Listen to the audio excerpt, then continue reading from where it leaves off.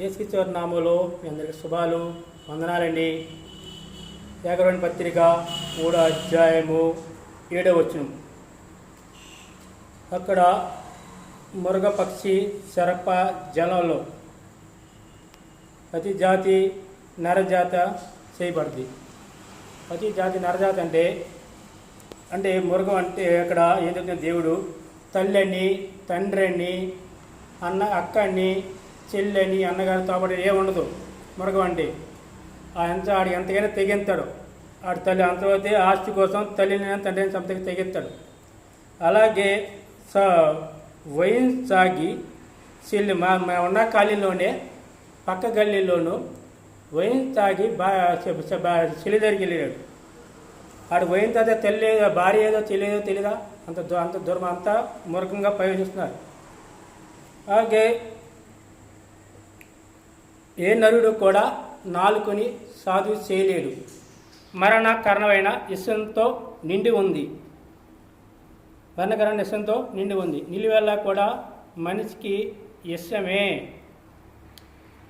మరి నేను నిలువెల్ల ఇష్టమే. అలాగే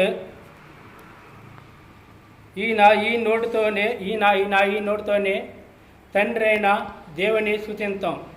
ఈ నోటితోనే దేవుడి పోలుగా పుట్టిన పెదల్ని చెప్పింతాం.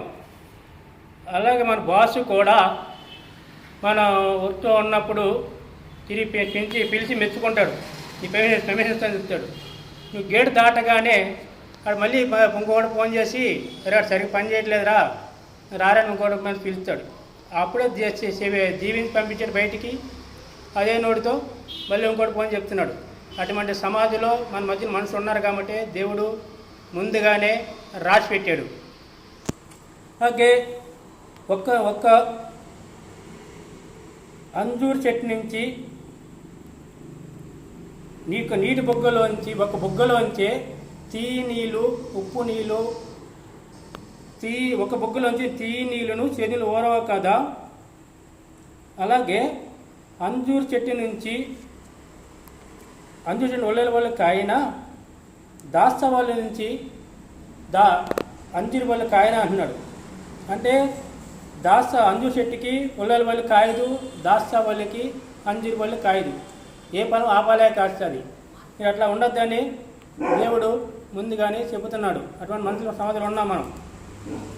అలాగే ఒక్క ఉప్పు నీళ్ళలోంచి తీనెలు ఓరవ కదా.